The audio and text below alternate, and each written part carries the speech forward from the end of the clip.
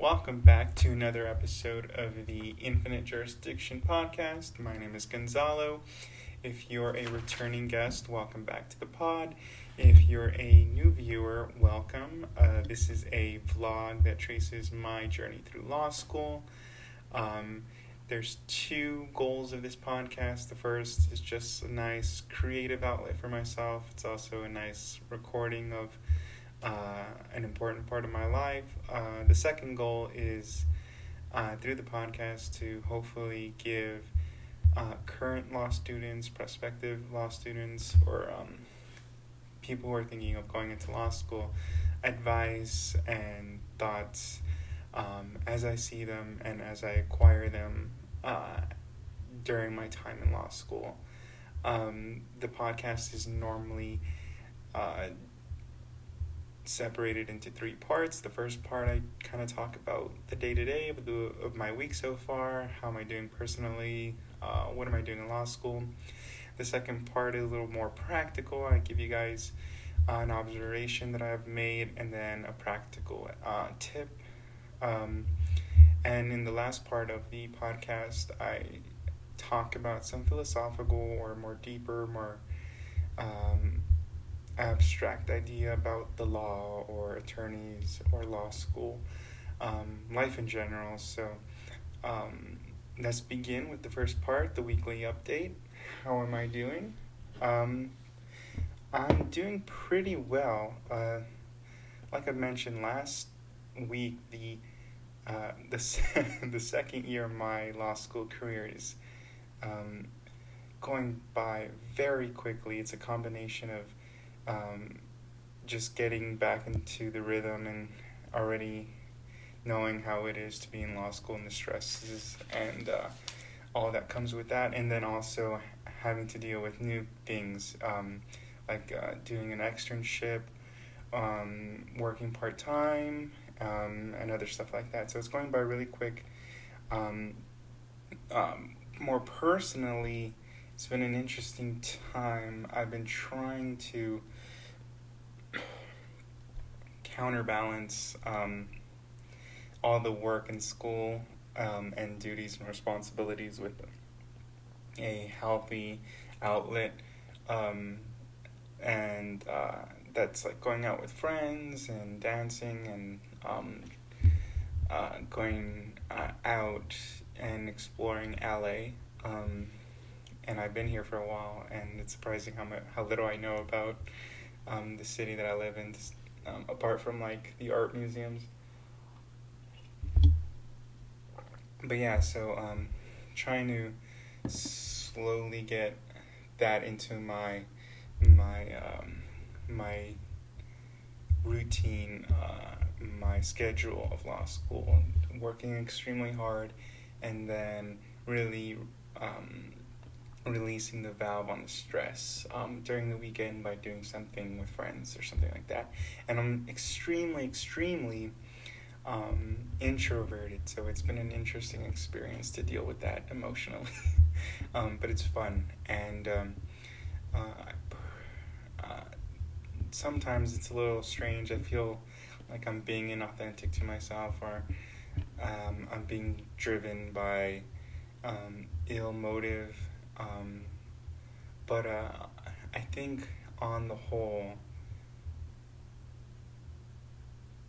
the benefit to my well-being kind of counterbalances any negative emotions that I may have. So that's personal stuff. Going good, I think. In terms of law school, we just finished a midterm. I have one more midterm. So the stress is a little bit elevated, busy time, and one really tries to get a grounding in the day-to-day, because it's easy just to operate on deadlines and due dates. So even though it's it's really busy. Trying to just check in with with the present, and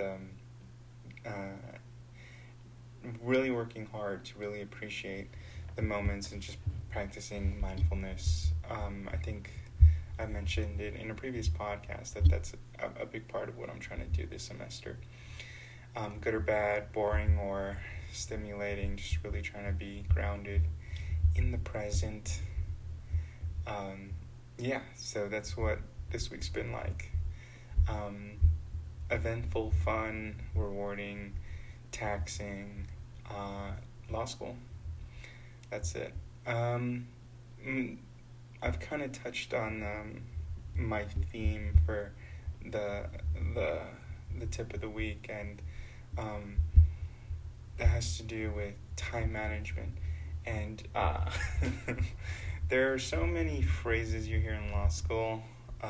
At some point, it just becomes dull, and your eyes glaze over, and you just nod your head, like you understand that what the person is communicating to you is important. Stuff like, oh, you need to network, you need to connect with this person, you need to do time management, and all these kind of phrases, and it all gets very boring. So I'll try to be as concrete in the concept of time management as possible. So what you will encounter, or what you are encountering in law school, is the obscene amount of work that you're going to be doing. Outlining, writing, reading, talking, office hours, lecture, exams, externships, networking, events, clubs, bar associations, blah, blah, blah, blah, blah. Lots of things to do. And then you could add to that your own individual responsibilities and duties and work obligations. Cut short, you have a lot of things to do and a definite amount of time in the day to do those things. So the principle of time management is something you need to work out individually for yourself. Again, I'm big on individualized approaches to law school, having to learn your own unique style of learning and taking exams, etc., etc. So you're going to have to find your own way to appropriately manage the time that you are given in the day to do the work that needs to be done. You'll have to figure that out in the trenches, in real time for yourself. But the point I really want to make here more than anything is that you need to get that down very quickly, and certainly before you get into practice. Because no surprise, once you get out of law school and start working, a switch isn't going to magically be flipped, and suddenly you're going to be imbued with the skill to know when, how long things take for you to do them, what needs to be done in an amount of time, and all of these things are super important in your work and in law school, that it really pays to do that work now, where the consequences of failure are less dire. So if you're going into law school, you're a 1L, you're a 2L, you're a 3L, it really pays to really start thinking hard about how you'll manage your time, how you'll keep track of what needs to be done, over accounting for how long things take. All that needs to be a set of skills that you need to develop and hone very quickly. I still struggle with it. And the consequences of not being good at it is not simply you miss a deadline, um, you don't get this or that turned in, or you forget about something. There is a slew of I was going to say externalities, but residual effects that, apart from the missing deadlines and stuff like that, is very detrimental to your overall productivity. If you're not planning accordingly and you have to spend such and such hours where you should be partitioning your time, doing several different things, working on separate different assignments, instead of having to block, okay, I need to do this whole day is dedicated to this class because I have a lot of work to do in that class. And then that comes at the cost of now being behind for other classes or other assignments for work. So things like that. There's also, if you're procrastinating and you need assignments due the next day, and you will do them, but that means having to spend late nights, and then your sleep schedule is all destroyed and you're not productive for the next day. I'm huge on sleep, so that's a big one for me. So there's just so many other errors that come along with just being poor at time management. There's also more benefits than you think to being very good at it, aside from just turning stuff in on time. It's a huge de-stressor to know that you're ahead of the curve on certain assignments, that you don't have to worry that, this needs to be done and I haven't even started it, or I completed this early, so now I can really spend this day, relax, not too stress, and go over it, and it'll be a better work product because of that. So again, time management, super important, and get the hang of it quickly and get good at it quickly as well. So that was my tip of the week. Thinking about that a lot because I'm not too good at it myself. So late nights, not probably part and parcel of the law school experience, but I certainly don't want to be doing more than I need to. That's for sure. And I love sleep, so it's imperative. Moving to the last part of the show, where I talk about some philosophical question, and this week I wanted to talk about the profession and the profession of the legal profession, and exercising a fair amount of humility and gratitude.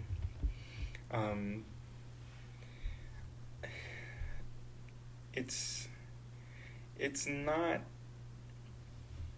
specific to the legal profession for people in the profession to feel superior to others.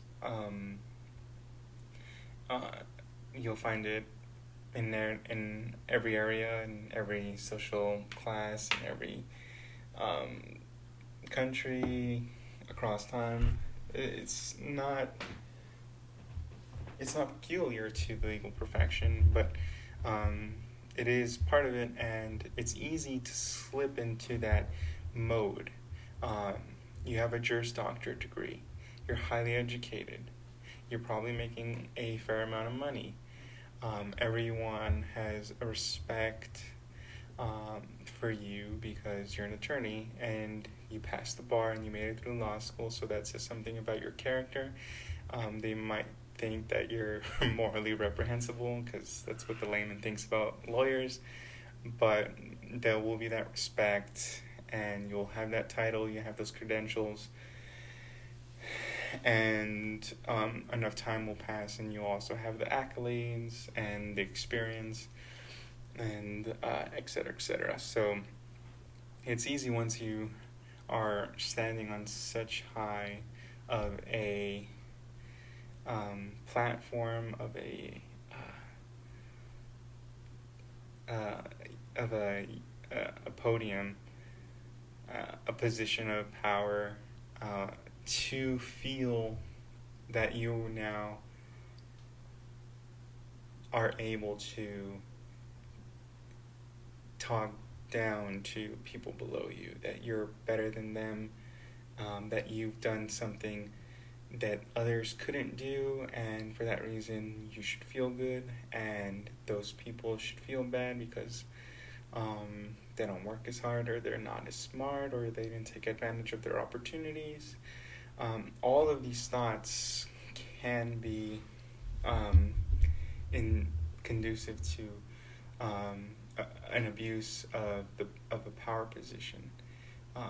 Not only like in the context of a firm or a job generally, but just in everyday life. The custodians that you interact with at your school, the janitors you interact with at some public place, your nurses, or not your nurses, but the nurses that you interact with, if you have any people who are doing menial labor, and they're around you day to day, it's easy to slip into that, oh, look at me, I'm looking down at you kind of thinking about the social dynamic, and one really has to actively fight against it if you want to be a good person, which is an assumption I make of every one of you guys. Everyone wants to be good.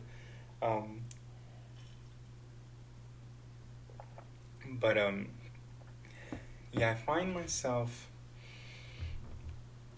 having to check myself for that because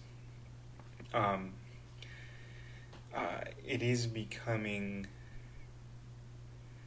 more and more apparent that it's an easy out. It's an easy hole to fall in once you're in such a prestigious kind of position. And I've seen other lawyers, other students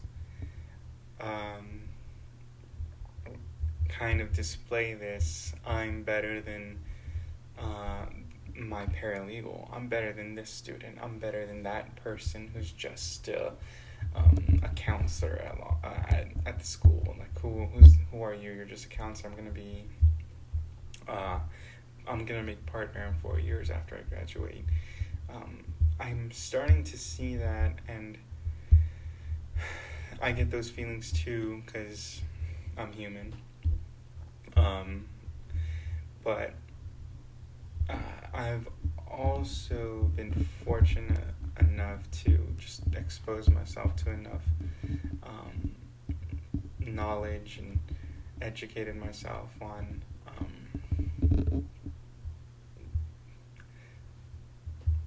just the ways that you should think about the world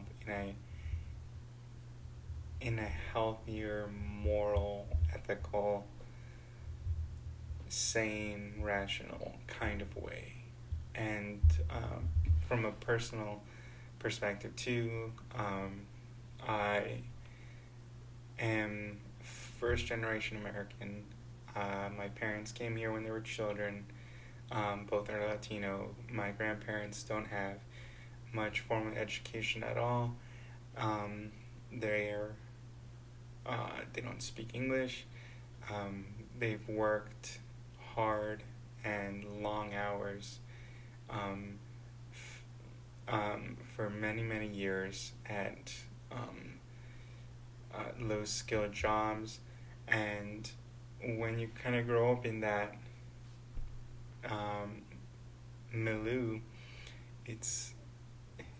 it helps you really ground yourself in what actually matters, and kind of sets limits on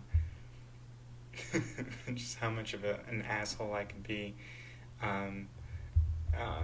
So that, along with just various other principles, I'm trying to actively engage into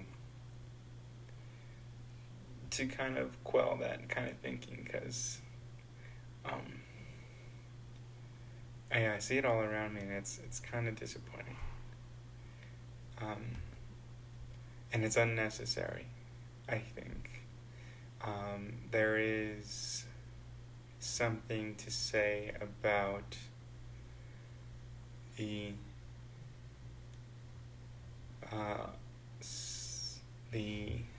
relationship an attorney has with his or her subordinates, and I don't mean that in some derogatory word, in a derogatory way. I can't think of another word, but between the lawyer and the subordinates, another lawyer told me, like, you can learn a lot from your paralegals, and I took that to heart. And sometimes I see other lawyers treat the paralegals badly for no reason than they're below them. So it is weird, because I do feel that kind of relationship is strange, because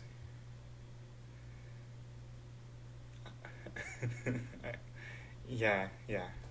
I don't want to get too detailed, because I don't want anyone to get in trouble, but yeah, the short of it is, in this profession, as in any profession, there's a tendency for the person who's achieved a certain level of success to start looking down on people who are below them.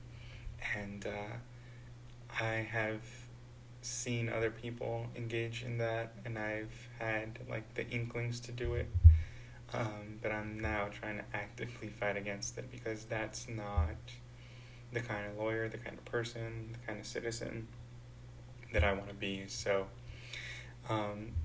let me know what you guys think about that. I don't think I've been exposed to an extremely bad case of this kind of looking down on people anecdotes. I'd be interested to hear what you guys say. I know I have colleagues who've explained this situation to more extreme degrees, where I'm just like, wow, what a strange approach to existing in the world and being in relationships with people.